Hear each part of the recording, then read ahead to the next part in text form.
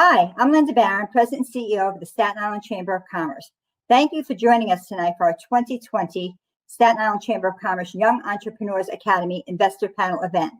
This, think Staten Island's version of Shark Tank, as you've seen very much on TV, where businesses compete for funding. That's what our students will be doing tonight.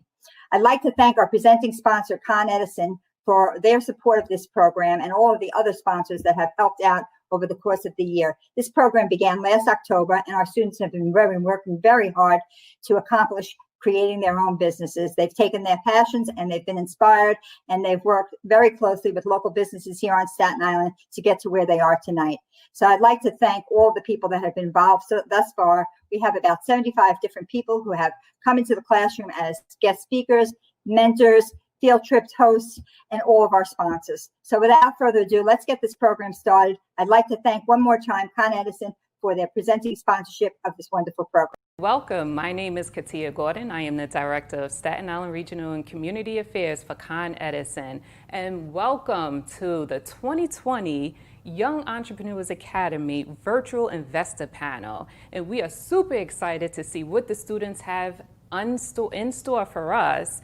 We're working with the Staten Island Chamber, we're working with the students, and they've been working really hard throughout this pandemic. So we're really excited to be here. Con Edison has been a long-time sponsor of this program. We have been involved since its inception, and we're truly excited to see what these kids have came up with. Hi, my name is Brian Lincott. I am the Member Relationship Manager at the Staten Island Chamber of Commerce and the YEA Program Instructor. I would like to welcome everybody today. This is our 7th annual Investors Panel, and this is our first virtual Investors Panel for everyone tuning in today. The Staten Island Foundation has been a supporter of YEA since 2013. I would like to thank Staten Island Technical High School for their ongoing support, usage of their school facilities, their laptops, and their classrooms while we were working prior to COVID in their school. Over the last 11 months, I have had the privilege of working with the students that you are about to see. Our YEA program would not exist without the help of the business community, our mentors, our judges, and our investors. We have a great show today, and I would like to get started by introducing our judges. Our first judge is Dr. Charlie from the Mid-Island Rotary.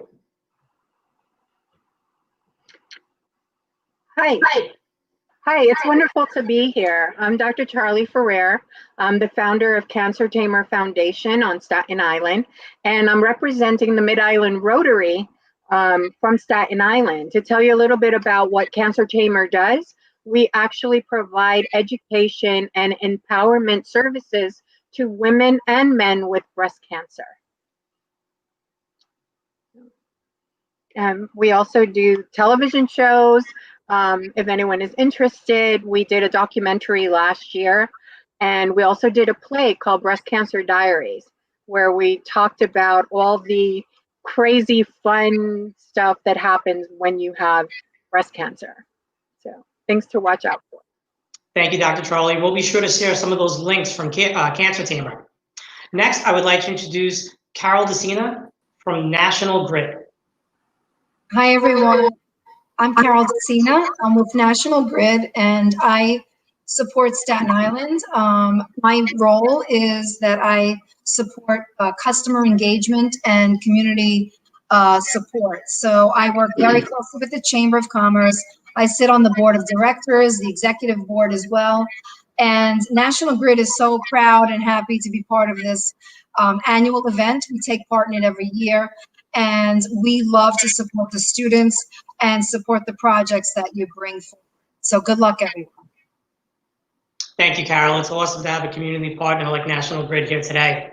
Our next judge is Lori Gunta from Northfield Bank. Hello, good evening. I'm Lori Ginta. I'm an area manager with Northfield Bank. Myself, like Staten Island, Northfield since 1887, me not so long, but I'm so excited to be here, and I'm so excited to be representing Northfield Bank. Thank you, Lori. It's great to have you here today. I'd like to introduce our next judge, Frank Wilkinson from the Rab Wilkinson Foundation. Hi, thanks, Brian. Frank Wilkinson, a proprietor of Rab's Country Lanes, chairman of the Rab Wilkinson Foundation, and we're excited to be a part of the program, helping to build the future leaders of the Staten Island business community. And through the foundation, we've been able to support the program. So looking forward to tonight's fun. Thank you, Frank. You guys have just been such a great supporter all these years. Our next judge is Dean Balsamini from the Small Business Development Center at the College of Staten Island. Good evening, everybody. Hi, Brian. Thank you very much. I'm also on the board of the Chamber of Commerce, but my other role is supporting the initiatives that go on in the community through the Small Business Development Center at the College of Staten Island. And we've been a mainstream supporter of this wonderful program over the last 7 years as well. And I'm excited about it. It's a great opportunity. Who knows, we may have some fledgling new businesses that we can support in the community, and love to see this tonight. So thank you all and have a good time. Thanks, Dean. Dean is not only a great supporter of our students, him and his team had helped them early on craft their business ideas, but the SBDC is always around to help businesses on the island if you need it. Our next judge is Tavanya Davis from Verizon. Good evening. My name is Katia Davis. I come from Verizon. I'm the Regional Director for Community and Government Affairs for Staten Island. Verizon's a proud partner, proud to be here and excited for the presentations.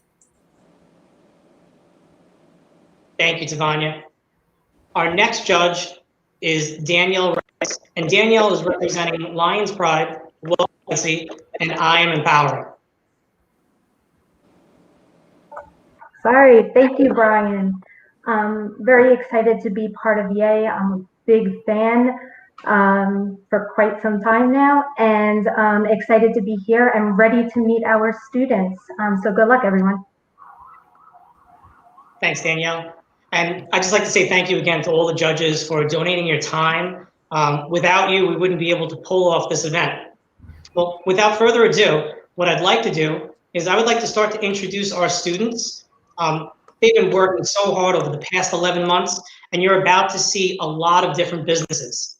Our first student is Camilla Robichambicova from Newdorp High School.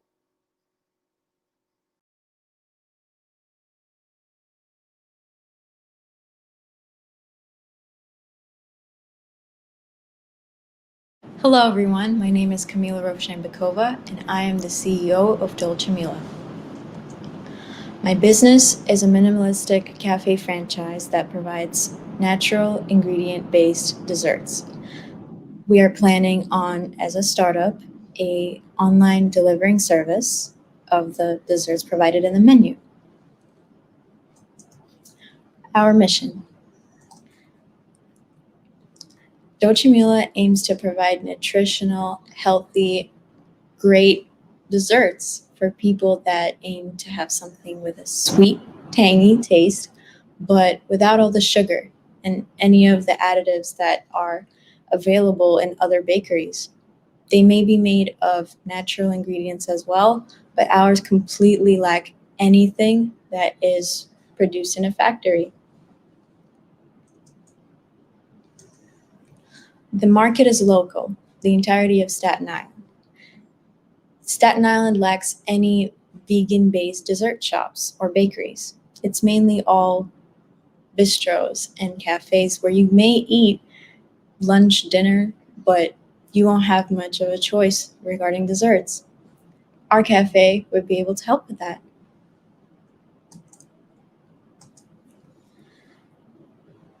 Being a health-conscious company, we will be able to provide these desserts to local fairs, community events, schools, hospitals, gyms, and that will be our main target audience. And honestly, anybody that loves desserts or something sweet will love our production.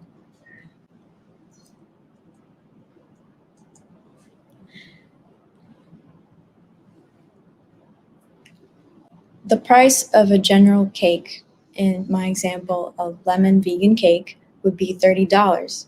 And dividing everything and making the math, it will end up being a profit of $17.62. That will be due to the cost of the supplies, which will end up being pretty high for a regular dessert. However, the delivery costs, and being that we are an online delivering service, it will add up. The average monthly operating cost will be regarding the website, delivery, and ingredients only. And the price of an actual dessert comes down to the delivery and the ingredients. So overall, we have a pretty low operating costs. The monthly sales projections are based to be on holidays and any birthdays that may come up. And being that we are opening in October 2020, the sales will be pretty low. However, with the oncoming holidays and the advertisement that we will be providing, we must gain some regular customers by the point of August 2020 by the least. The monthly and yearly income statements prove that the profit may be not as high in the first year. However, with the oncoming advertisements, these are all just simply projections, and the units sold in a year are projected to be 72. However, holidays and birthdays, desserts can be a tricky thing to project. For the startup investment, the calculations add up to $5,500. That is including everything needed for the actual baking and for any delivery or utility costs. Financing strategy is $5,000 of an investment and $500 from my personal savings. Thank you for your consideration of Dolce Mila, the company that gives you something that's good for your health and sweet to your taste.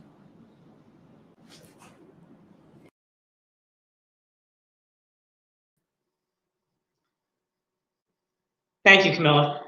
I can't wait to come out and try some of those desserts. They look delicious.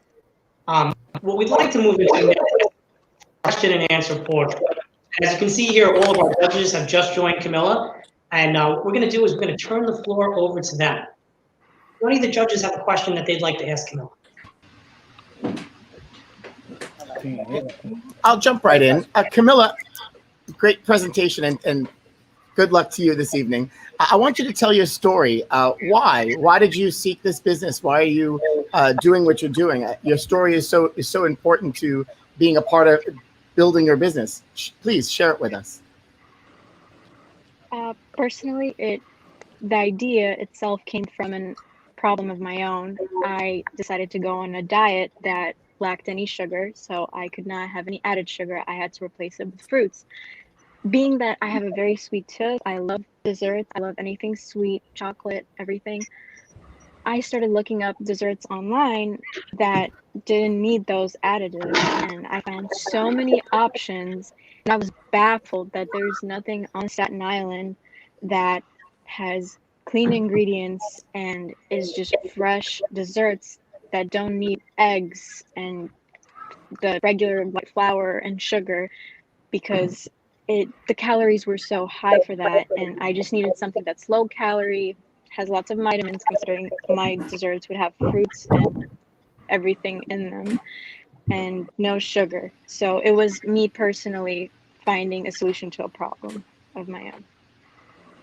Thank you. And Brian, you missed the opportunity to send your judges samples. We were Camilla had it planned that she was going to roll out a tray for everybody to taste. So we did actually plan this, and I feel horrible that we couldn't do this in person, but I think you're doing a fantastic job, Camilla. What other judge has a question? That's great. That's great. Camilla, what is your target market on Staten? By the way, thank you. Very nice presentation. Who is your target market, and is it solely Staten Island? And can you elaborate a little bit more on that, please?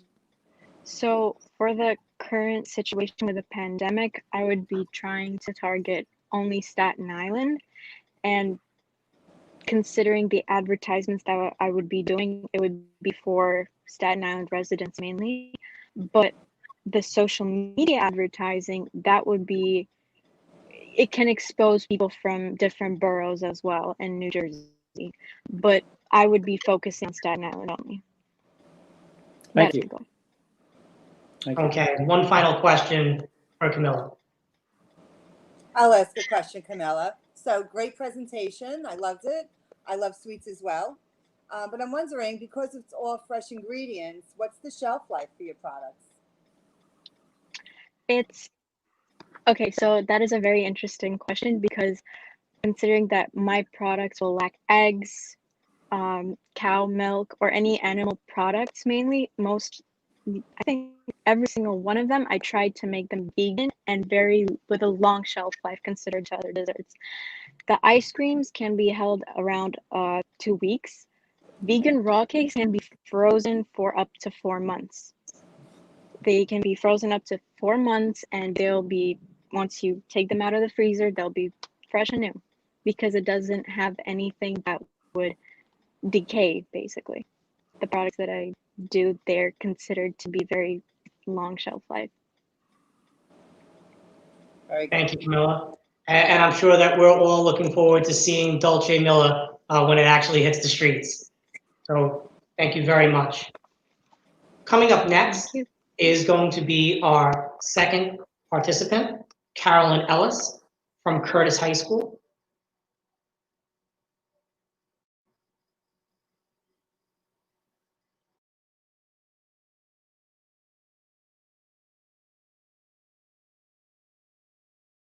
Ellis, and I'm currently 14 years old.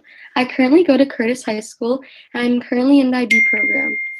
I've always wanted to open a business, so when I heard about the YEA program, I thought it would be a great opportunity for me. I learned that I have a passion for dogs, so I thought that a dog walking business would be great for me. I decided to open a dog walking business called Dog Walking for All, and I operate in Staten Island, mainly on the North Shore, anywhere that I have customers. My mission is to help Staten Islanders that are too busy to walk their dog to work or other activities. So I basically am trying to help anybody that has a dog or they're too busy, or the elderly that can't walk their dog, and I hope to make their lives easier. So I will hope to have clients soon, and I will pair each dog with a walker, and I will walk them, or I hope I can have clients and they can walk them. And yeah, I just hope to help everyone. And I'm based on Staten Island, and I don't have a lot of competition here. I found 2 other dog walking services on Staten Island, but I am based on the North Shore, and I didn't find any dog walking services here. And I also have doggy treats that I give out, so I know I can flourish because I'm different than other businesses. And my market is the residents of the North Shore of Staten Island and elderly residents, because I know that a lot of elderly, they can't walk their dogs and they may need help, and I hope to walk their dogs for them and help them. I also hope to market towards a lot of people that are really busy and they work a lot, because I live in the city and I know a lot of people here go to Manhattan and they work and they can't walk their dogs. So I hope to walk their dogs, so then when they get back home, their dogs will be all walked and healthy and they can just enjoy their time. And yeah, so I have a cell phone bill, so I can call the people, and I can provide internet. I can call them and figure out when to arrange everything. And I hope that, and I also have called some people already, and they said that they would be interested in my business. And I also am charging I have doggy poop bags, so I don't get sued or anything. So if a dog needs to go, I can have everything. And then I also will be giving out treats, and I hope to make a profit of $19 per dog, and I will be charging around $25 per walk, and yeah, or 20 somewhere there. And I also will be giving out cones for the dog or umbrellas if it's raining, so I can help the dogs if they need any services or anything, and it'll only be a couple more dollars. And I'm seeking $200 to buy the doggy poop bags or doggy treats.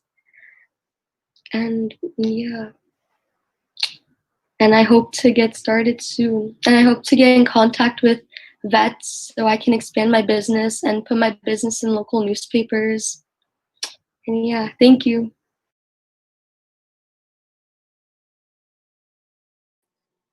That was Carolyn Ellis from Curtis High School. And I just have to say, Carolyn, 14 years old, enough to work, and you already want your own business. I mean, that's just fantastic. It made me want to go out and buy a dog so that you could walk it. Thank you. Well, I'd like to turn this over to our judges once again and see which one of our judges would like to ask a question. Carolyn, it's Carol Decina from National Grid. So I have a question about you bringing on resources. So you mentioned that, you're starting the business yourself, obviously, and you would expand to, using other walkers for the dogs. What would the cost be for those for you to pay those walkers, in terms of, your overall spend? Well, it depends on how much they walk the dog and if they want to be like a client or if they just want to walk their dog once. But if they walk for like 30 minutes, I'll pay them $30 around because I pay around 15. Okay. Thank you, Carolyn. Thank you. And great job, by the way. Thank you. Do any of our other judges have another question? I had a question. I was curious as to how you would get to the dogs. Are they bringing the dogs to you? Are you going to the house and picking them up? I mean, it's whatever the customer wants, but I was thinking it'd be best if I come to them and I can get a link and I would come to them. My parents would drive me there or something. Or I would go after school. That's great. Thank you, Carolyn. Mm-hmm. And I want to say, I think we have time for 2 more questions with Carolyn. Anyone else have a question? I didn't have a question, but I had a comment. Because I love your idea of walking the dog. I'm Dr. Charlie Ferrer from Cancer Chamber, and I love your idea of walking the dog. And you had mentioned in your proposal that this is a luxury service. And I figured you should call your company luxury dog walking service because you're adding that extra bonus of the treats and the doggy bags, and maybe even training those dogs a little bit. So many of the services, I think it's a great idea. Thank you. Yeah. Now I need a dog too, Brian. I'm telling you, it makes me want to go out, and this way I could get Carolyn's business started. Yeah. Yeah, and I'll walk your dogs. See? There you go. Do any of the other judges have any other questions for Carolyn? No, actually, I just had a comment. After reading, your write-up and then seeing you present, you have such a great passion. Now, I happen to live on the South Shore. It'd be wonderful if you expanded to the South Shore. And all those people that have their dogs, on my area where they stop and poop, you'll be under control there. You'd be wonderful. Yeah. So thank you. It's a great idea, and I could see your passion. Thank you very much. Great job, Carolyn. And if you follow Dean's advice, we'll have a franchise started soon and you'll be all over the island. Yeah. Well, I'd like to thank Carolyn and Dog Walking for All for participating today. We look forward to seeing her later in the show. What I'd like to do now is I'd like to bring up our next participant, Arshmeet Sodhi from Staten Island Technical High School.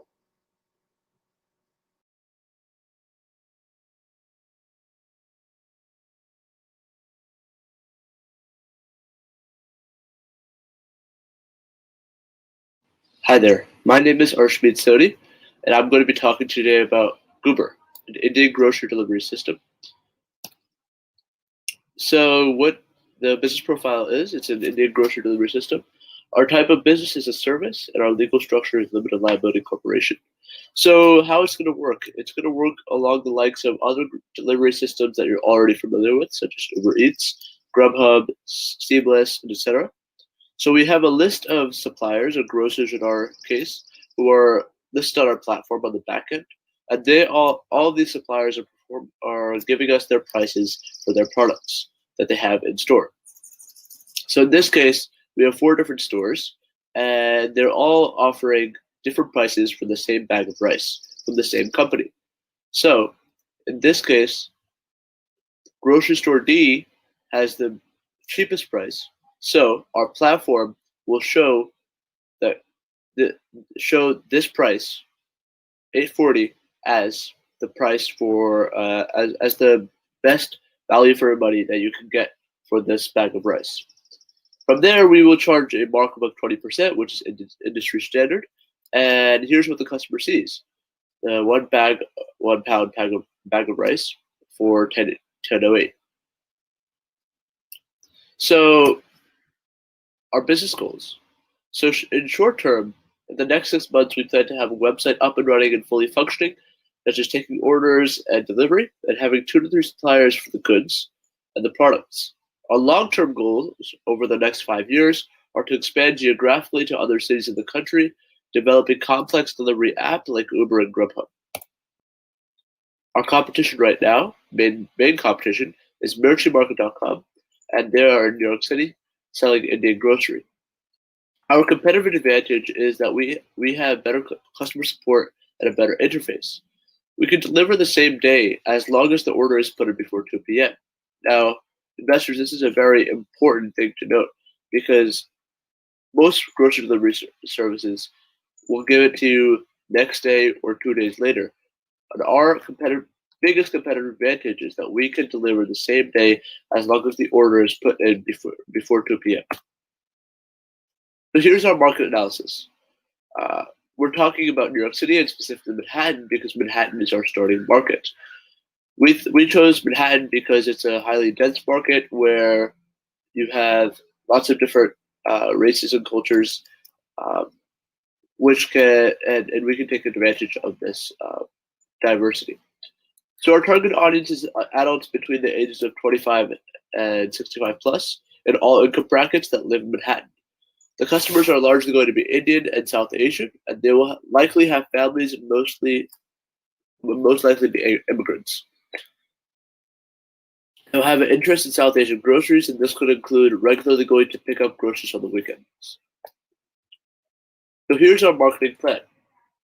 The cost of the product varies based on the price of the produce, and the product will be available in an online store format and then in an app. Indian grocery in the form of delivery will be the tagline.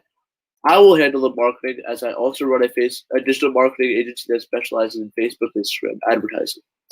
The target consumer is South Asia with a family who is above 25 years of age, as mentioned in the previous slide. Here's our cost of supplies. An advantage that our company has over others is that we don't have any cost of supplies. Everything that would generically included in the cost is not included. This is because we don't hold any inventory. All of it is bought and sold through a third party. So they are going to. We have contractors who are going to go out and get the produce or the goods and buy it for us and pack it. So we don't hold anything. We just buy everything based off the order. So what would normally be included in the cost is website development, which is already covered by pre-existing funding. Delivery payments will be covered through orders and payment to delivery person through a 1099. Account to accept the payments already is set up. What I do need funding for is marketing. So I'm familiar with marketing, so I went with a good budget of $200 a month, and our website domain of $1 a month. So I would like to go over the economics of one unit with you. So here's how. Before we do that, I would like to explain how it works in the back end for us. So when the order goes through, we catalog it and get it sent to our packaging service, who also gets the products. So they charge a 5% fee on top of the order. So we tack that onto the customer's order.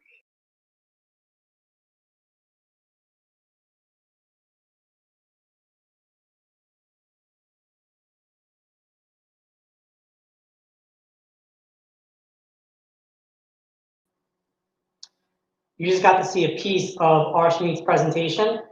I'd like to bring him on stage right now. And one thing I'd like to point out is that Schmeat is actually in California and doing this all virtually. And I give you so much credit because the time difference has been something to try to work with. But I think it's fantastic, the effort that you've put through with this. Thank you so much, Brian. Now what I'd like to do is all the judges.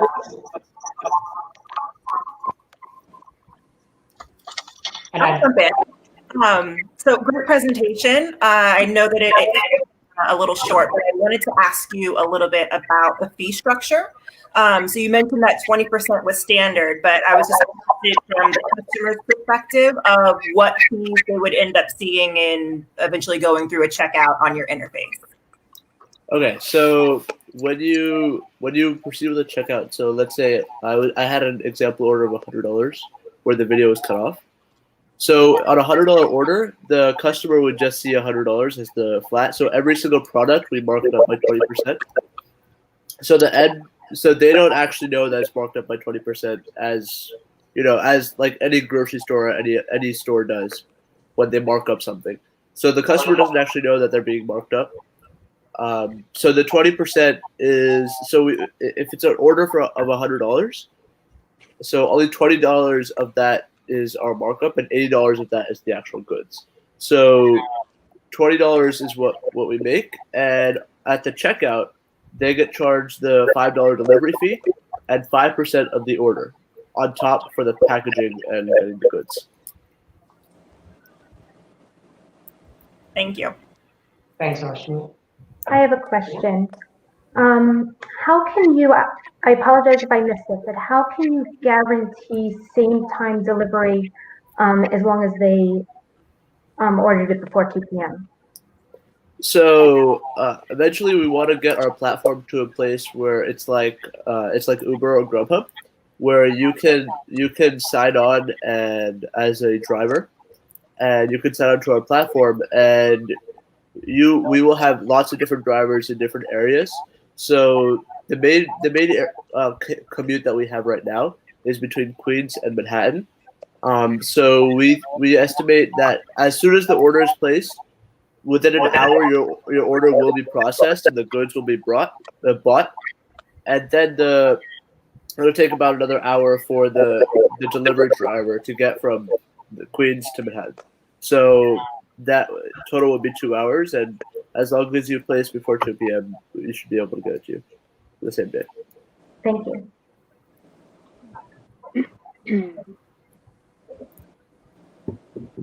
Do any of the other judges have any questions for Ashmi? Yeah, Ashmi, interesting concept and nice presentation. Question is, when you mentioned now the logistics from Queens to Manhattan, were you looking at this pre-COVID-19, or have you looked at it both ways? So in this environment right now, logistics probably would make sense. But what about if Manhattan really was back to where it normally would be, in the volume and everything else? How do you see that? How would you handle that? So I want to go over something really quickly. So the 2 p.m. delivery is actually the order placed before 2 p.m. applies to pre-COVID. So because obviously there's a lot of traffic between Queens and Manhattan, and it's a large distance. So we would normally batch together the products, and we are still going to batch together the products, batch together the orders, and it's going to be like mass delivery, but individual but mass delivery. So you batch all the order. They're going to buy all this stuff together and then batch it out to the delivery drivers. But when we think about COVID right now, obviously you have a lot less traffic, so the batching is still going to stay the same. But if we launch right now, we can get that time up to around 4 to 6 because you have much less time. You have much less time going to Queens and Manhattan and back. So it's much more reasonable that you can push that time. So 2 p.m. we thought was a good time for something pre-COVID because you have a lot of traffic in New York City, and you want to be able to get the customer the goods before 10 p.m. or between 6 and 10 p.m. Thank you. Any more questions for Ashmi? So, hi, great presentation. I'm wondering who's actually doing the purchasing or the gathering of the food? So are you giving them on your website? Are you having certain products and then they choose from those products? And so then who goes to get them? Your driver gets them before taking them? I'm not quite sure how that's functioning. So we've set up two different services. The first service is the driver, the driver delivery. And the second part of the chain is the actually getting the goods. So we've split this into two parts. So the delivery and the drivers will be separate from the actual packaging and getting the goods. So the packaging and getting the goods is we've got what's called freelancers or contractors in Queens who are willing to do this for us for a 5% charge on the order. That's what I was talking about before on the 5%. So on an example order, you of $100, you end up paying $110 because $5 for delivery and 5% of the order for the packaging and getting the product. So we've got contractors in Queens who are taking care of that, but these are two different parts of the equation. Did that make sense? Yeah. Okay. Thank you, Ashmi. I think it was a great presentation. Gubar looks like something that, pre-COVID and during COVID is actually much needed. So I look forward to seeing this actually come to fruition. What I'd like to do next is I'd like to bring our next participant on, Joseph Mashia from Staten Island Technical High School, and his presentation.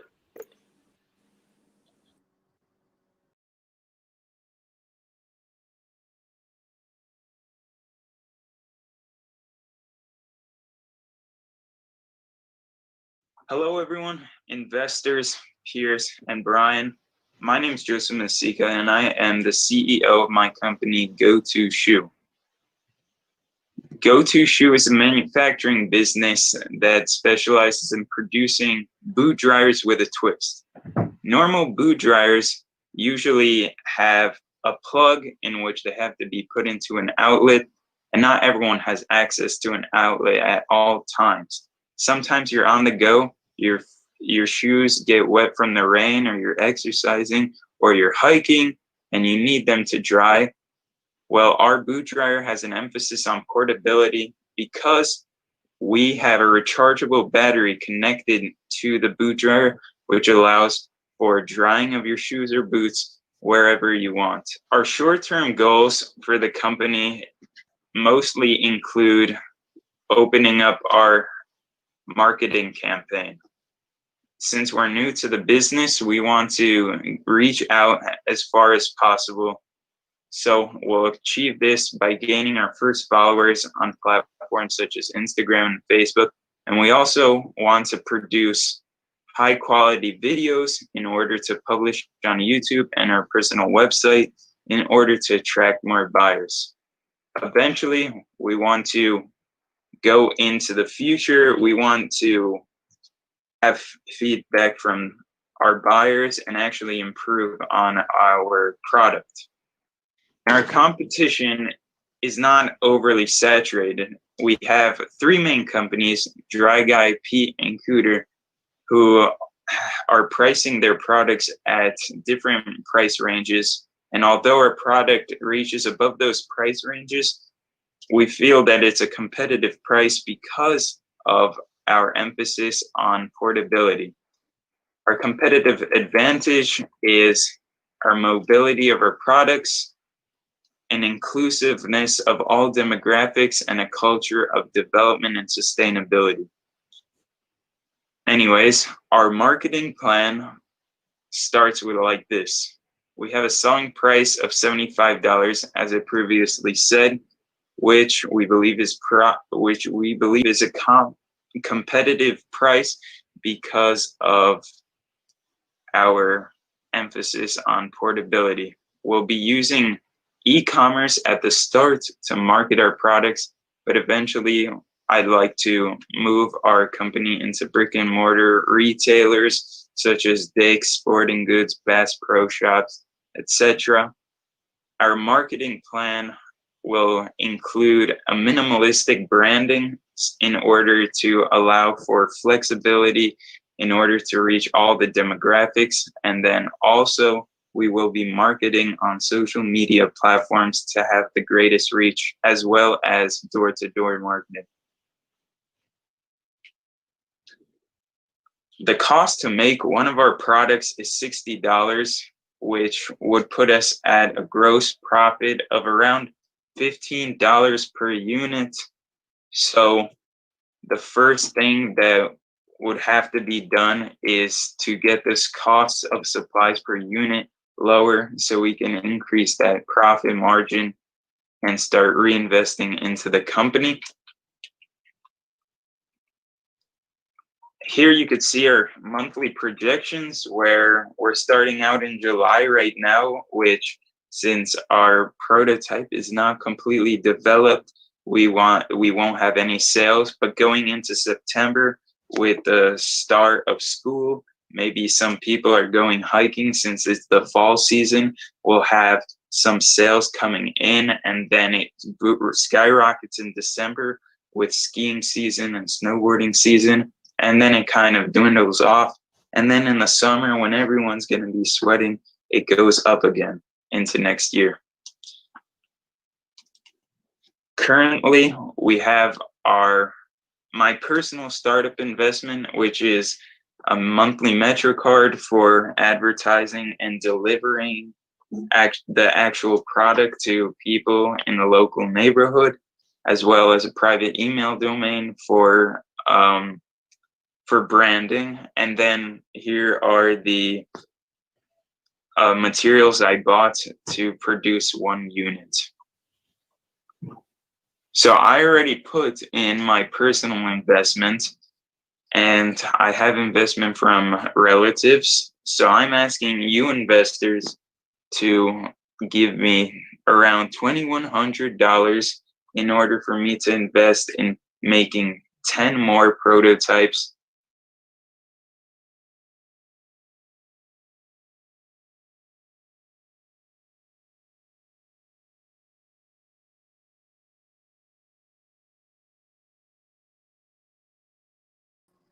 Sorry about that. That was Joseph from Staten Island Technical High School with gotoshoe. As an avid runner and hiker, I'm actually really looking forward to seeing his product at the market. Joseph, thank you for joining us today. Thank you for having me, Brian. I think you did a great job. We're going to bring on our judges right now and see what kind of questions.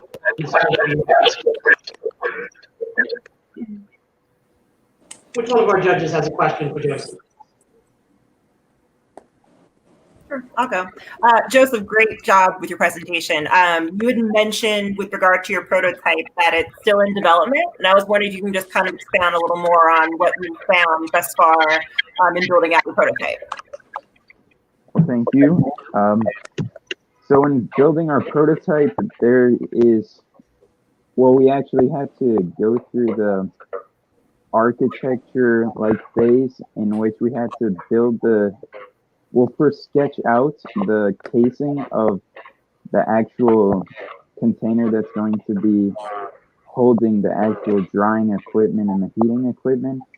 So we have that printed out, but then there still has to be in development with the wiring of actually getting it to the battery and using the rechargeable battery to power both the motor for the fan as well as the heating elements for actually producing heat, and then pushing into the shoe to actually cause the drying process. Thank you, Joseph. Well, I have a question for you, Joseph.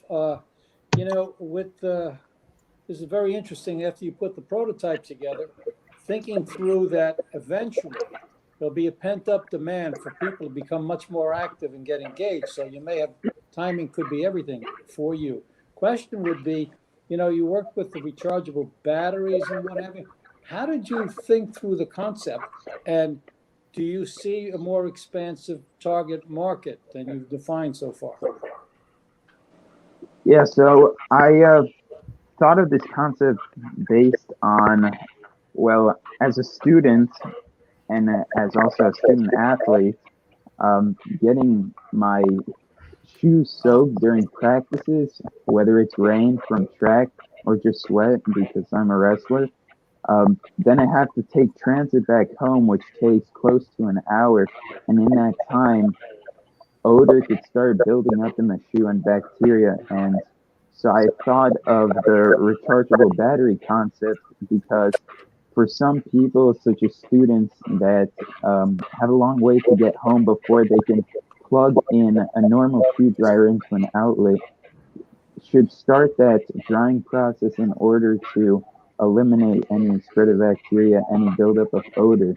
And that also applies to backpackers who are going on multi-day trips into the wilderness, or hikers that are driving out long distances, skiers, snowboarders alike. And to answer your question about the expansion into the market, I believe that, I feel that everyone is really appreciating activity more due to the virus and quarantine. And also, I feel that with more leisure time, that the more people are going to start becoming more active.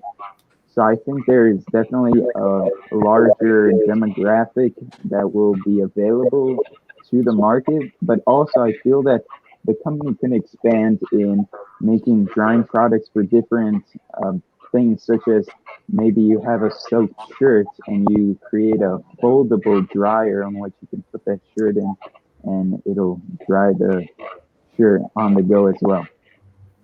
Thank you. No problem. I like how you're thinking, Joseph, that this could roll into other products. That's a great thought. Any other questions for Joseph?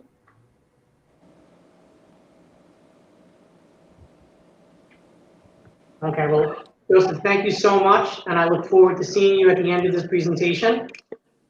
We'd like to bring on Mark Zabarski from Staten Island Tech as our next participant, and Mark's presentation is going to begin momentarily.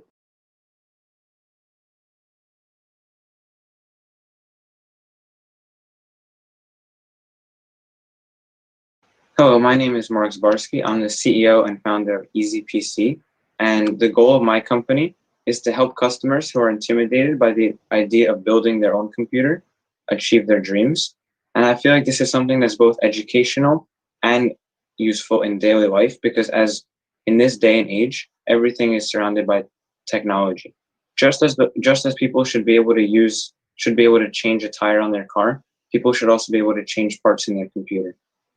Some of my business goals these were made prior to the pandemic, so they may be a little bit off, but I was working on making at least 30 sales by the end of the year, which would be a few sales per month and slowly increasing. Some of the long-term goals would be expanding into more branches, such as smaller devices, phones, or tablets. And while these would be a little bit harder for people to work with, eventually I feel like it would be possible.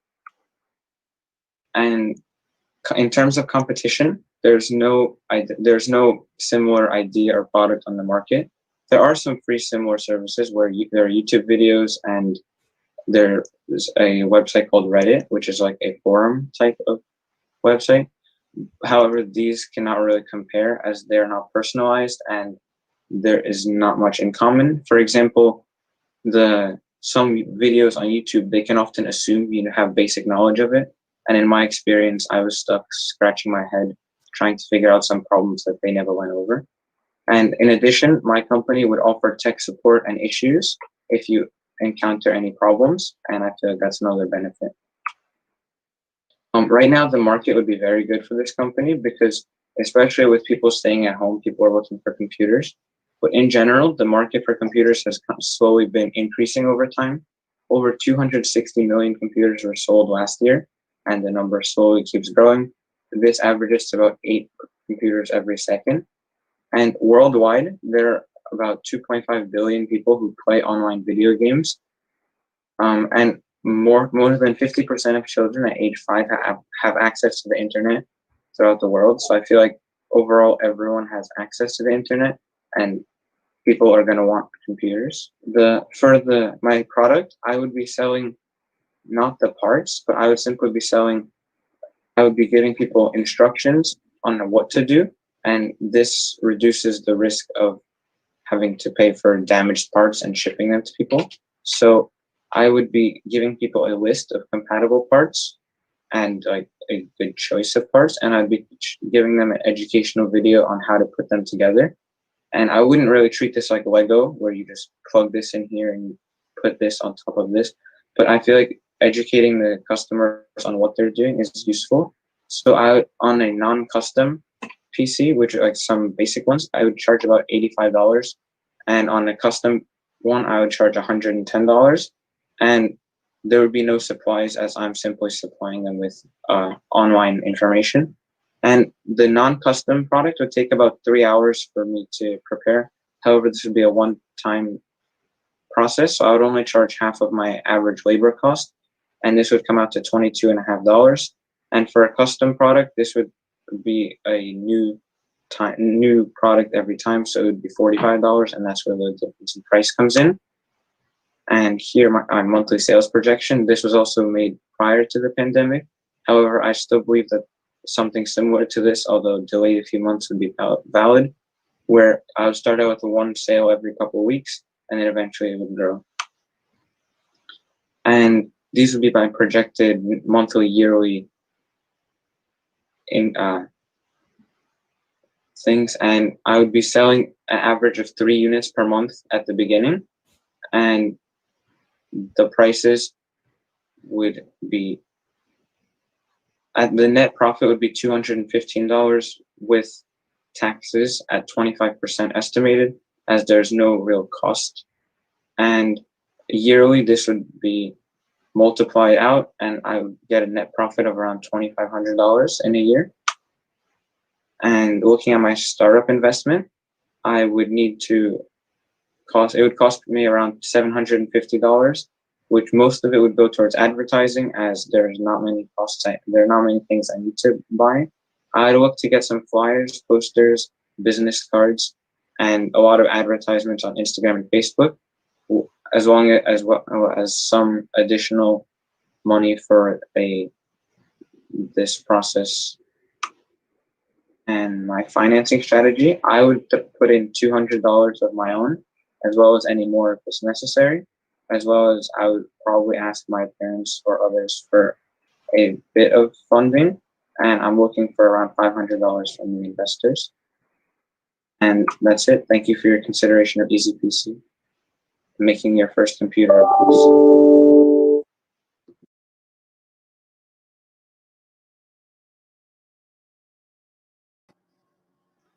That was Mark Kowarski from Staten Island Technical High School, the CEO of ezpc, and here he is right here. Mark, it was a great presentation.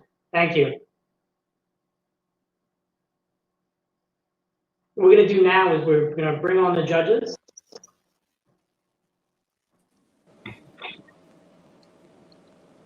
Which judge would like to ask a question first?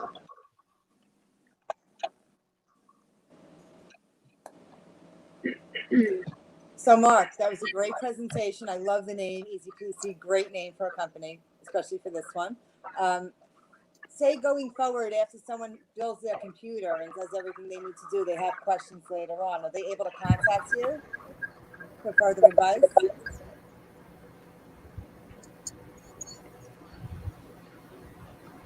You're muted. Can't hear Mike. Oh, sorry. While I don't have many customers, I would assume yes, but in the future it might have to change. I'm not entirely sure right.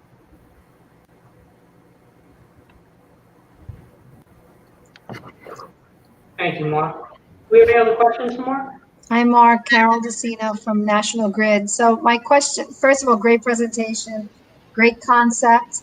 My question is, what would the $500 ask that you're asking, what would that initially be used for? Where would you see that going?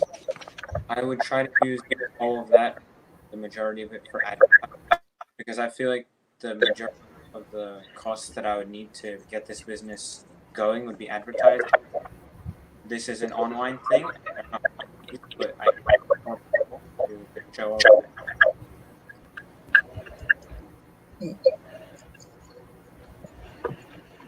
Thanks, Mark. Do we have one more question, Mark?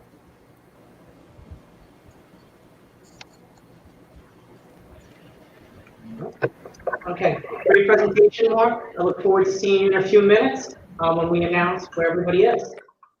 Thank you. Our next presentation is Nicholas Maglio from Staten Island Technical High School, and his presentation is about to begin right now.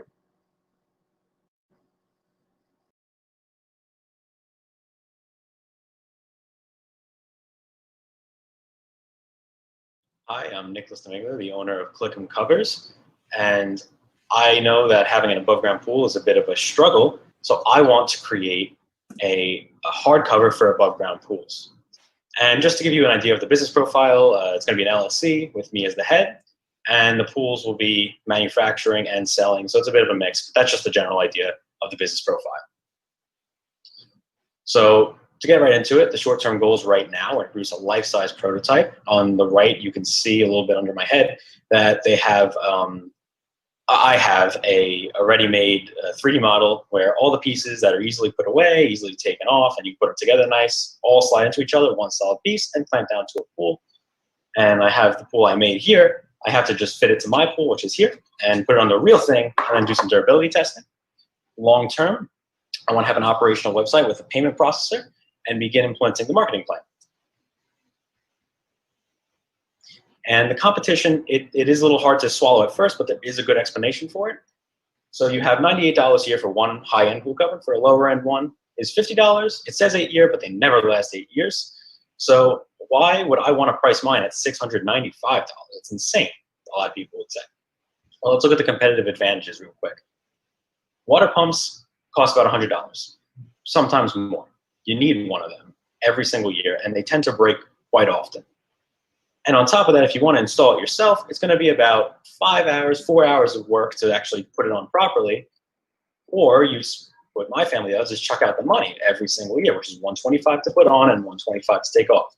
So there's $250 and $100, $350, an extra maintenance fee that you pay every single year on this cover. If it doesn't break, you might pay more if it does, on top of the $100 that you spend. So you're already getting quite close, and you have recurring fees every single year, which make it justifiable. So who am I going to be marketing to? Generally, people who own pools also own homes. And homeowners between the ages of 35 to 65 is mostly where you have the market for people that don't have a lot of time, but have the money to remedy the things that take a lot of time. And that's why I'll be using Facebook, which is where this demographic is largely popular and active in using social media. So the plan, to go into a bit more detail with Facebook especially, they have very great analytics to target that 35 to 65 homeowner market perfectly and be able to join the homeowner groups even without their ad paying process. I'll be able to contact a lot of those people and get my stuff out there very easily through Facebook, and I'll be using Google AdWords as a side for when people look up, hey, I want a new pool cover, or just pool covers in general, they'll be directed to my site to be able to deliberate and hopefully purchase one. So this is basically very simple. I found Duralite, great plastic company I love, that had everything I needed, and I was able to get everything about for $319, $22.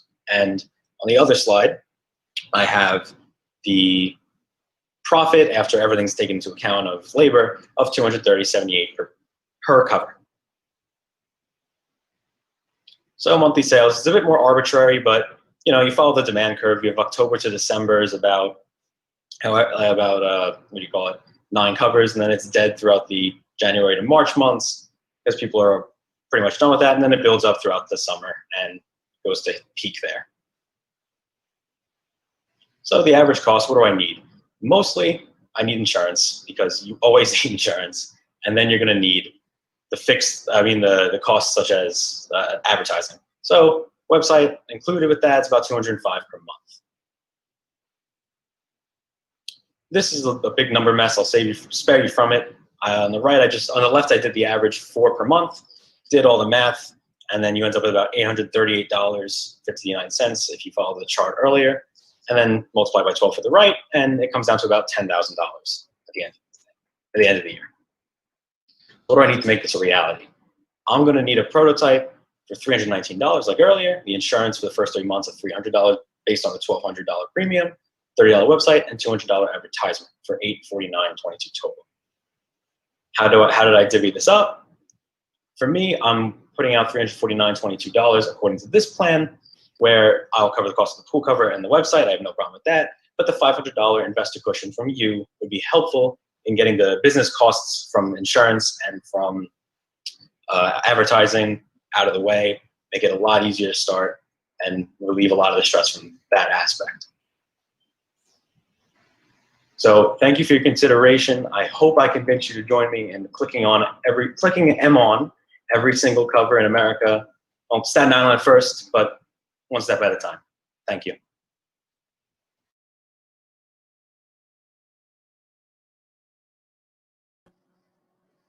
I don't know about those of you tuning in, but I felt that Nicholas was talking to me that entire time because I can use this product so badly. Nicholas from Click & Covers, I'm happy to have you here today, man. We're going to bring on our judges right now and see what kind of questions they have in store for you. Sure.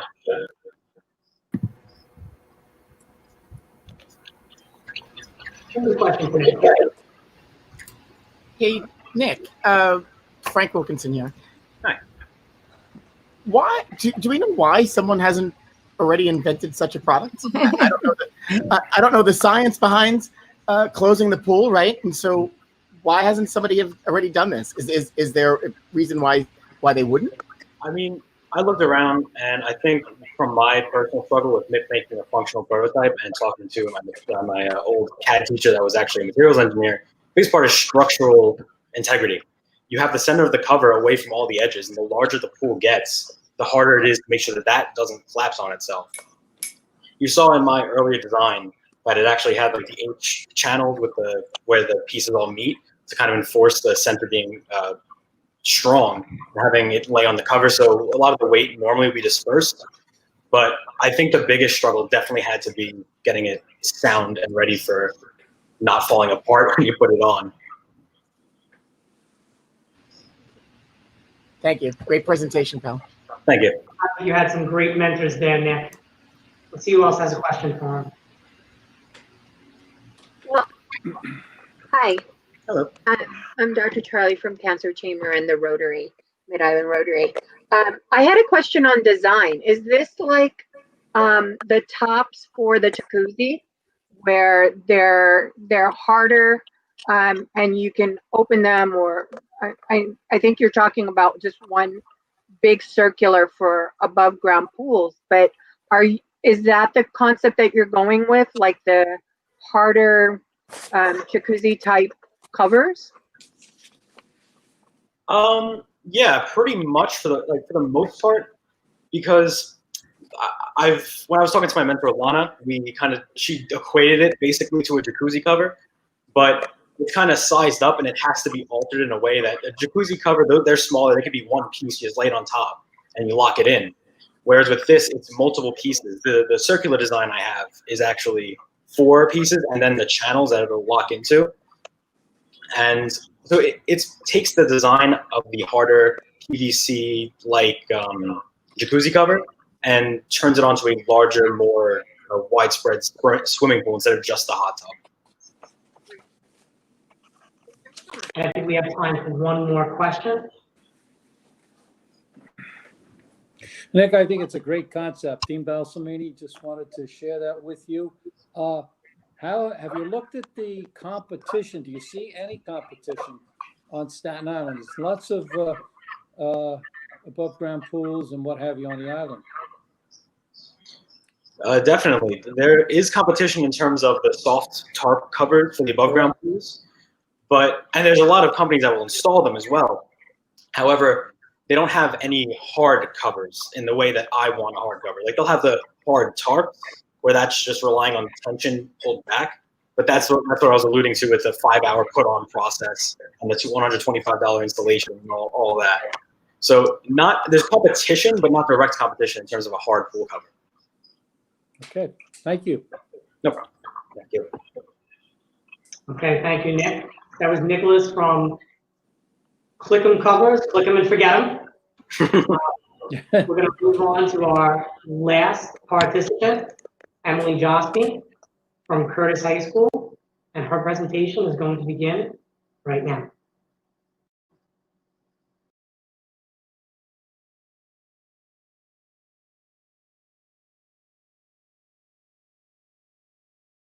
Allow me to introduce myself. I'm Emily Josby, and I'm the CEO of MTech. I'm going to be a high school sophomore in the fall, and I'm confident that when I enlighten you about my products, you too will be as passionate as I am. The product that I'm introducing is Clear Smiles by MTech. Clear Smiles is a biodegradable surgical mask with a clear window front so that one has a clear connection for communication and protecting. The original idea of Clear Smiles was inspired by my aunt, who is hard of hearing. My aunt has trouble hearing what a doctor is saying when they wear a traditional surgical mask.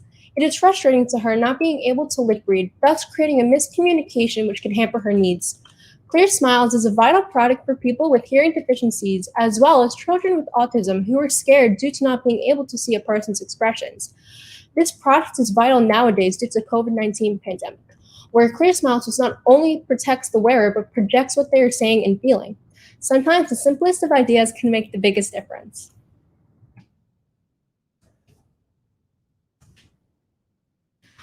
Clear Smiles is designed to serve as an innovative and affordable protective device for consumers who work with patients on the autism spectrum and the hearing deficient, and who desire clear communication while wearing protective gear.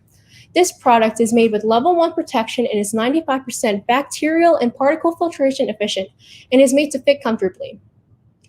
Ultimately, I strive to achieve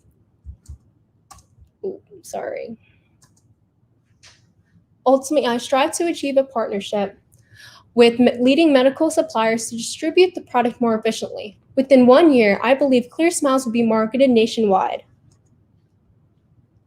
Currently, regular non-see-through surgical masks cost $40, around $40 per box. I am setting my masks at $40 per 50-count box. Clear Smiles' profit will be about $23.25 per box. The most important and unique feature of my product is the plastic see-through design of the mask, which allows you to see the mouth of the person wearing it. Clear Smiles is biodegradable. Expressions are the ultimate communication device. When someone cannot see a person's mouth, they often cannot grasp their full communication. This is especially so with certain groups.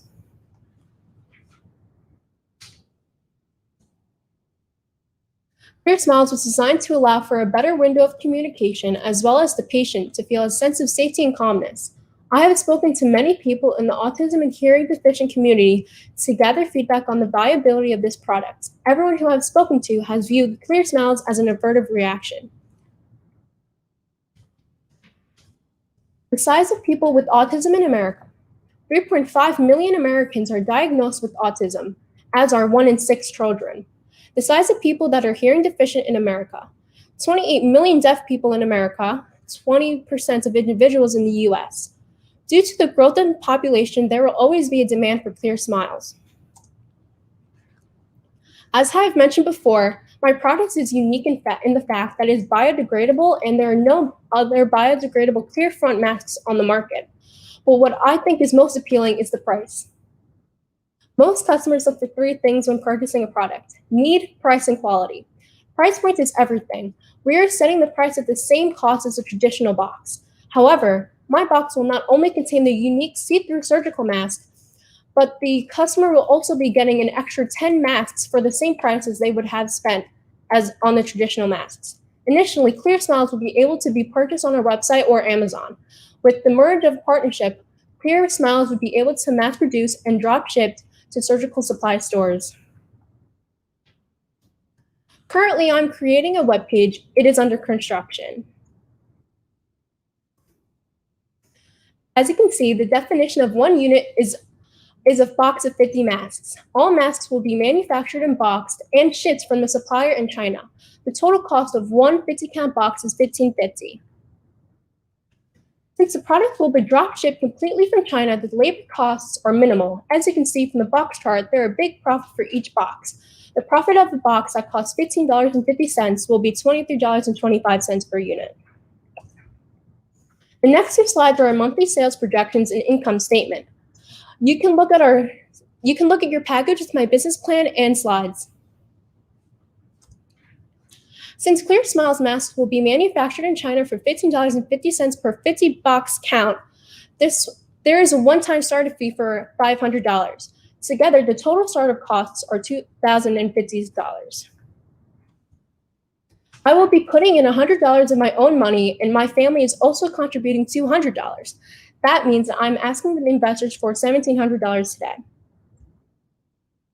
Thank you for your consideration of Clear Smiles by MTech, where we believe that a smile speaks 1,000 words. Thank you.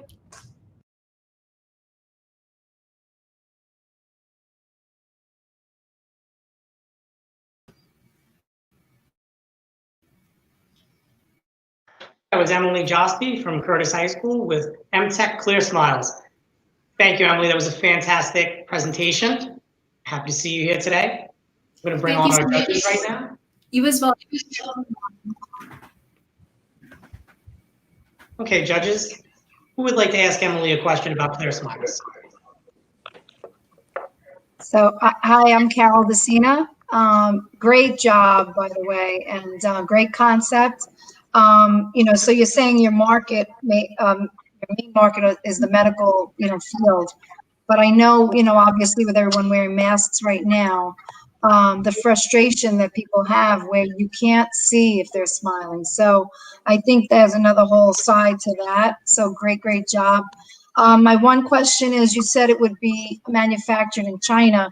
And with all the, state of affairs right now and all of the focus on trying to move costs and goods out of China, did you give any thought to having it made in the USA and that you could promote that aspect as well?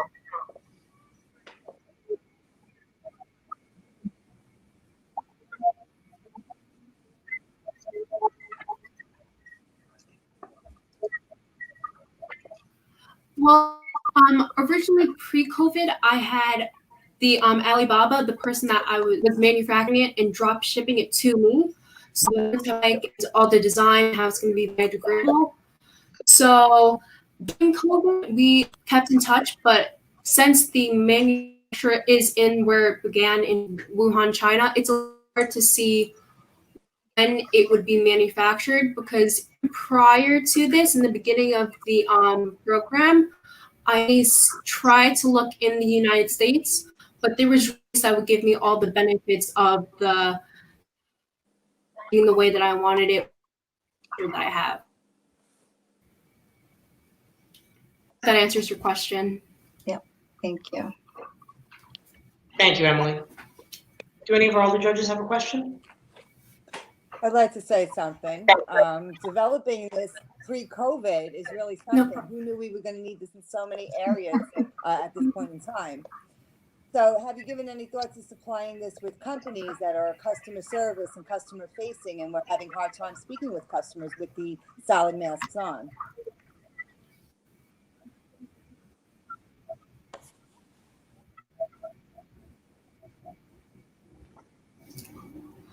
Yes, so that's actually a really good point, because it's such a change from doing this program in the beginning before COVID and after it, because everything's so different. And I even noticed myself when I'm going inside a store or for groceries or something, it's hard to read lips and things like that. So that would be a great marketing for places where even just normal people, it doesn't have to be people with autism or hearing deficiencies. I think that would be a great idea. Yeah.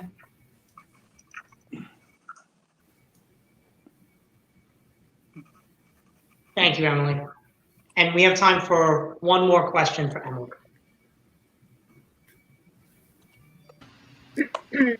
Hey, Emily, are there other companies making a similar product? I know people are wearing face shields above, in some cases without using masks, but other companies that are manufacturing a similar product?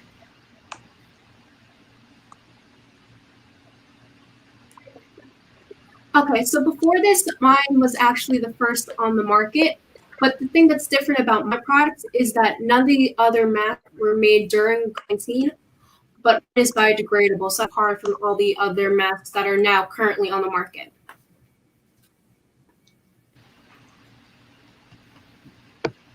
Awesome. Thank you. Great job. Thank you, Emily. I've seen her mask in person. Do you have a mask on you? Thank you so much. Okay, that was a great presentation. That is actually going to bring us to our last presentation. And now we're going to move forward into our next phase. I would like to thank everybody tonight. We've seen so much. We saw pool covers, bakeries, service technicians.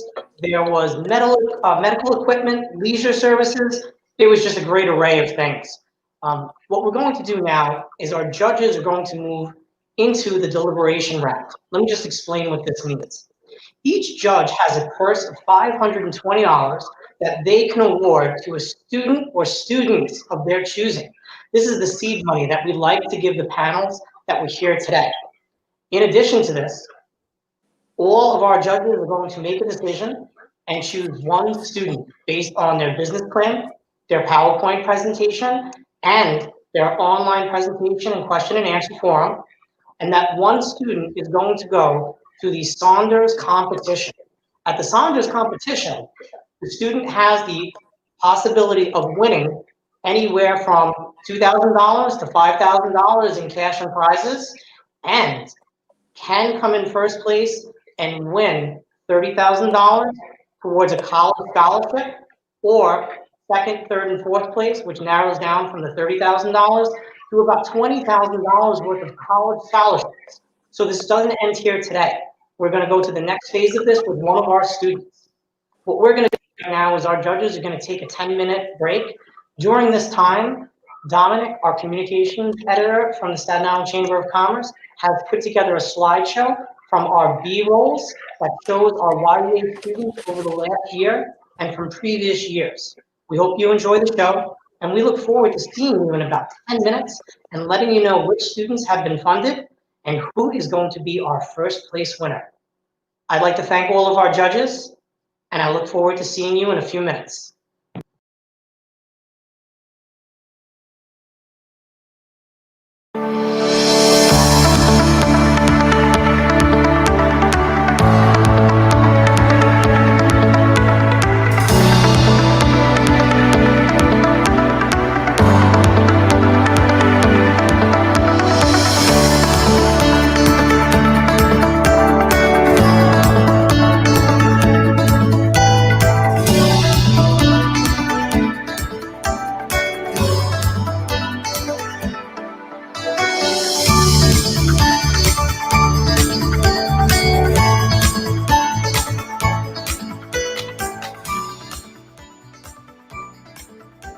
Over the last 7 years, the Staten Island Chamber of Commerce has had the privilege to work with young adults on Staten Island to help them realize their dreams to open their own businesses. During this program, we work with high school students from all over the island to help them transform their ideas into tangible enterprises that create economic and social value for a better world. This program brings in mentors from our community, local businesses, city agencies, and higher levels of institutions to help the young adults realize how they can get to their dreams of opening up their own business. The Staten Island Chamber of Commerce partnered with Staten Island Technical High School as the host school and the Small Business Development Center at the College of Staten Island to provide ongoing support to the students in the YEA program. Over the course of 6 months, we work with the young adults to develop business ideas, business plans, financial spreadsheets. We bring in specialists in the marketing sector to help them create their own logos and design their business, and then market it to the consumers. Over the last 6 months, these young adults have worked extremely hard to bring their ideas to the table. I think the most rewarding part was the relationships that I built with my mentee, and also kind of watching him progress, not just with some of the motivational aspects of starting a business, but some of the hands-on skills that he learned and that I was able to teach him actually on our meetings outside of class. So it was really awesome to build a relationship and watch him grow. The most rewarding part of being a YEA mentor is being able to use the knowledge that I have in business to give it back to the young people of Staten Island. It's just watching the students and their enthusiasm as they're developing a business plan, and watching that they realize that they're actually developing something that someone might actually look at, someone might actually listen to, and they might actually get some want to actually buy into their product, which they now have developed? For me, it would have to be the impact that you're able to see on the individuals from a week-to-week basis. From week one, when they're sharing their idea with you, over the course of the next 6 weeks, where you can see the idea begin to materialize and feel more prepared, and then just the opportunity that you get to pour into them, and hopefully not just for this project, but also getting them more prepared for whether they become entrepreneurs after high school, or just being more prepared for the real world after high school. One of the most rewarding parts about being a YEA mentor is that I get to share my knowledge with these young, inspiring minds, and to see them nurture their ideas and take it to the next level. That's really inspiring. YEA means an opportunity for students to learn about the business world, to see what real life is like. Most students, when they graduate from high school, have little or no knowledge of what real world business world is like. And this gives them an opportunity to learn the pros, the cons, the good and the bad about owning a business. They've got a long journey ahead. I think the best advice that I can give them is just to keep their head down and keep working, keep grinding, even when it gets tough. At the end of the day, if they're passionate about whatever it is that they're focused on, it's likely they'll be successful. So I'm excited to see what these guys do and help them along the journey. Parting words I would offer to the students when leaving the program is to put yourself out there. Market yourself, be proud of your brands, never give up, because you can't let fear stand in the way of your dreams. Always look forward, never look back. Along the way, you might meet some bumps, but you know what? Just step over it, move on, and you can make it happen.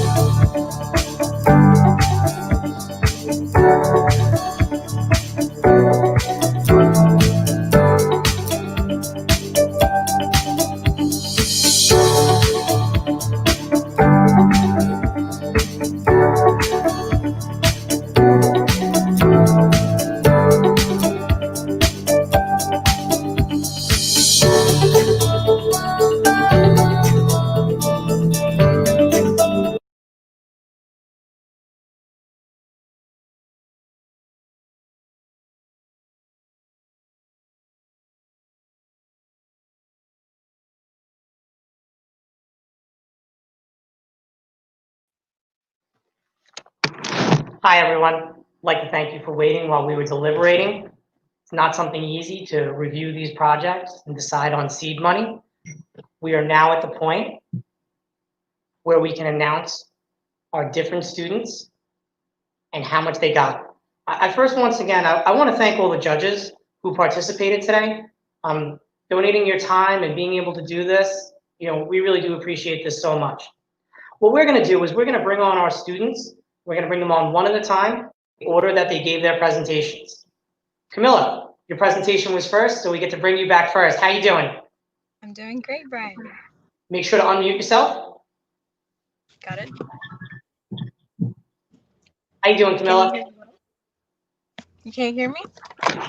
We're going to wait while Camilla unmutes herself because I want to make sure that we can hear her.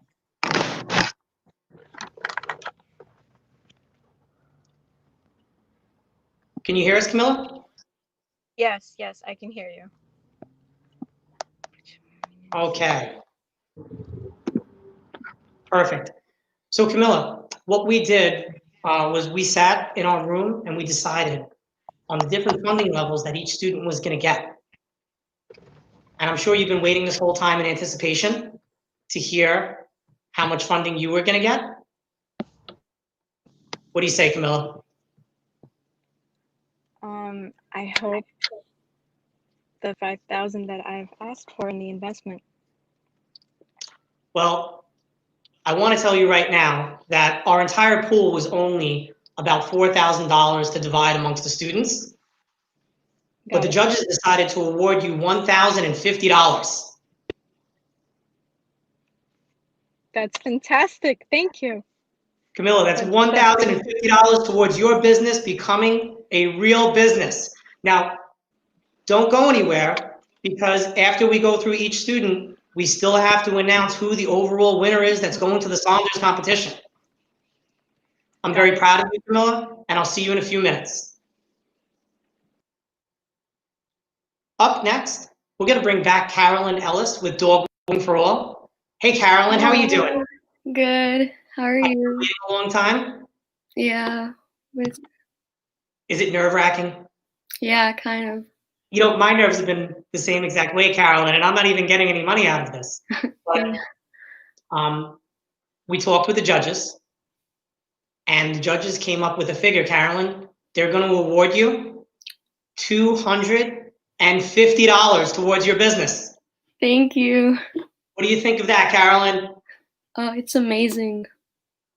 We're so proud of you. And please stick around because next we're going to start talking about who the overall first place position is. So we're going to put you back in the green room for a second, and then we'll bring you back on stage with everybody. Thank you. Thank you, Carolyn. Our next contestant was Arshmeet from Gruber. Going to bring back Arshmeet. How you doing, Arshmeet? Hey, Brian, what's up? Not much. So during this time, the judges always have to figure out who they're awarding money to, how much it goes, and where that business can go. So I imagine you've been waiting a very long time there, right? Yeah, it's a nervous couple minutes. Yeah. Well, I have some good news for you. The judges have decided to award you $50 towards your project. Thank you so much. It really means a lot, and I'm going to use it well. Thank you guys so much. I'm very proud of you, Arshmeet, and I look forward to working with you again during this year so we can continue this. And don't go anywhere because we're going to come back and talk about who's in first place. Yeah, thank you, Brian. You're welcome. Our next contestant was Joseph Massia. Hey, Joseph, how you doing? Hi, how are you, Brian? I'm doing fine. I'm doing good. So, Joseph, as you've seen, the judges went into the room. They decided to deliberate. They talked about all the projects. I'm sure that you feel like it's been an eternity. Yes. Joseph, it has been a long time. I have some good news for you, Joseph. The judges have decided to award you $250. That's great. I didn't get to thank the judges, but I'm thanking them now. Thank you very much, judges. Thank you to everyone. and at least I got something out of this, some knowledge, some funding too. So thank you. Joseph, I look forward to seeing your product hit the market, but don't go anywhere because we're going to be announcing the first place participant that goes to the Saunders competition. Our next contestant is Mark Zabarski. Hey, Mark, how you doing?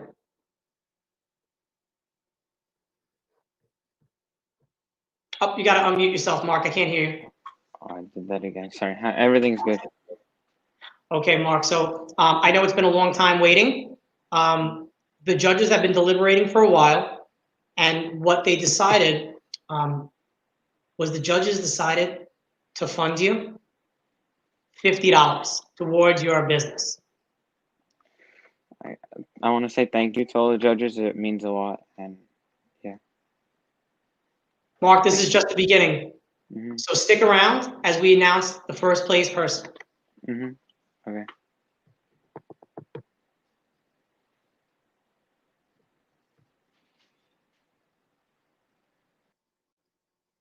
Okay, we're getting down to our final two contestants. We're going to bring Nicholas back to the stage. Hey, Nick, how you doing? Pretty good. So I know that you've been waiting a long time, not as long as other people because you were at the tail end of where you got to go. Yep. So what do you think? I mean, it was fun. Everyone had really good projects put together. I think that at the end of it, doesn't really matter what I end up with. It was a really fun journey. I learned a lot from my mentor Lana. I had from you. It was a lot to learn, a lot to take in about the more official side of putting these types of things to market. So walk away with something regardless. So I don't really. So you don't care if the judges award you any money? I could just take it. What happened? You don't care if the judges award you any money?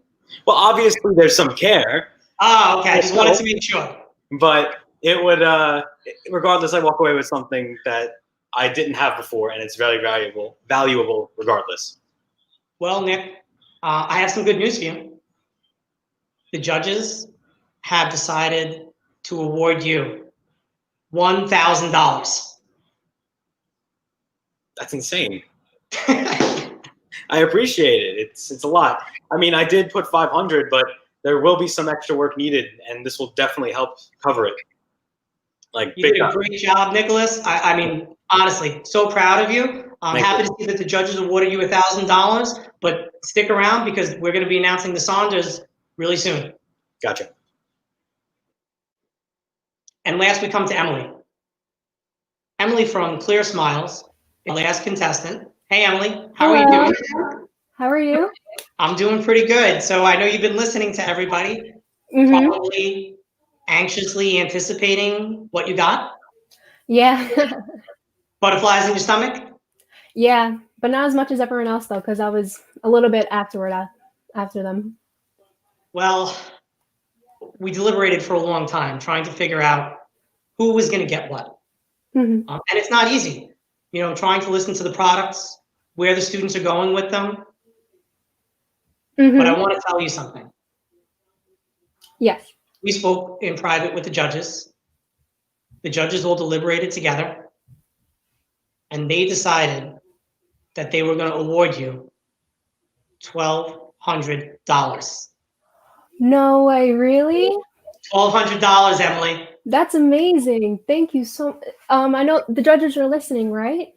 The judges are listening. I just want to say thank you so much. It was a great experience, and I'm really excited to see where this business is going. Thank you so much. Thank you, Emily. I'm so proud of you. Thank you. Well, now that we've talked about all of our different contestants, which ones were awarded money, the amounts that they were awarded, that's going to bring us to one of the final steps of tonight. We're going to talk about who is going to be awarded first place in our competition and go to the Saunders competition, where they can not only win possible $25,000 to $5,000 in cash and prizes, but also a $20,000 to $30,000 college scholarship, which is something that is just needed so badly. So what we'd like to do is we'd like to think about all of our contestants and bring All back on stage.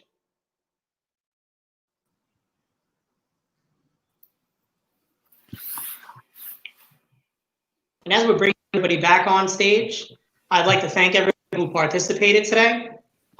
This was 11 months worth of work that you put in. I can't wait to see your projects coming to that next stage, becoming businesses. I know that you're all in high school, and some of you in the next 10 to 15 years are probably going to open your own businesses. I hope that one day the Chamber of Commerce is around and you'll be members of ours, which would be fantastic.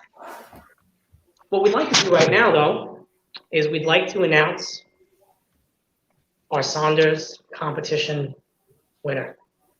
This is a very hard concept. We can only pick one person. All of your projects were fantastic. I know that you guys put so much time and effort, but the first place from the Staten Island Chamber Young Entrepreneurship Program is going to go